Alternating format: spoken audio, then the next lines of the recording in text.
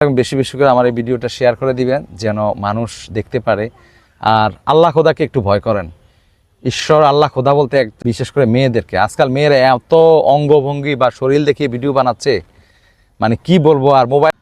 আসসালামু আলাইকুম ভিউয়ার্স, যারা শরীর দেখিয়ে ইউটিউব, ফেসবুক, টিকটকে যারা ভিডিও বানান, একটা কথা মনে রাখবেন, আপনি কিছুদিন পর কিন্তু মারা যাবেন। আর মারা যাওয়ার পর যখন এই মাটিতে আপনাকে দাফন করা হবে, আপনার এই সোশ্যাল মিডিয়াতে ইউটিউব, ফেসবুক, টিকটকের মধ্যে কিন্তু আপনার এই ভিডিওগুলি ঘুরপাক খাবে।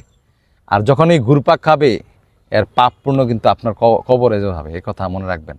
আর যারা এই ভিডিওগুলি বানাচ্ছেন আর যাদের সন্তানদেরকে আপনার লাগাম ছাড়া ছেড়ে দিয়েছেন, বিশেষ করে মেয়েদেরকে, আজকাল মেয়েরা এত অঙ্গভঙ্গি বা শরীর দেখিয়ে ভিডিও বানাচ্ছে, মানে কি বলবো আর মোবাইলটা খুললেই দেখা যায় তাদের এই শরীর দেখানো অঙ্গভঙ্গির কথা। তো ভালো থাকবেন, সুস্থ থাকবেন, বেশি বেশি করে আমার এই ভিডিওটা শেয়ার করে দিবেন যেন মানুষ দেখতে পারে। আর আল্লাহ খোদাকে একটু ভয় করেন। ঈশ্বর আল্লাহ খোদা বলতে একজন আছেন। ঈশ্বর আল্লাহ খোদা বলতে একজন আছেন, যিনি এই কুল কায়নাত সৃষ্টি করেছেন। আপনার এই অপকর্ম, পাপ মানুষ দেখতেছে, ঠিক আছে? মানুষ যতই অপকর্ম করুক, বিধাতার কাছে ক্ষমা চাইলে ক্ষমা পাওয়া যায়।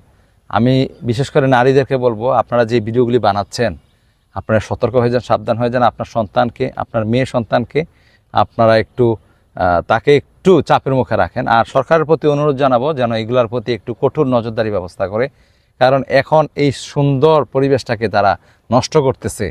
তাদের উপরে লাগাম টানা এখনই সময়, কারণ যদি এখনই লাগাম টানা না হয়, ভবিষ্যতে সোশ্যাল মিডিয়ার প্ল্যাটফর্মটা আরও নোংরা হয়ে যাবে। ভালো থাকবেন, সুস্থ থাকবেন, বেশি বেশি শেয়ার করে দেবেন ভিডিওটা, মানুষ যেন দেখতে পারে। আসসালামু আলাইকুম।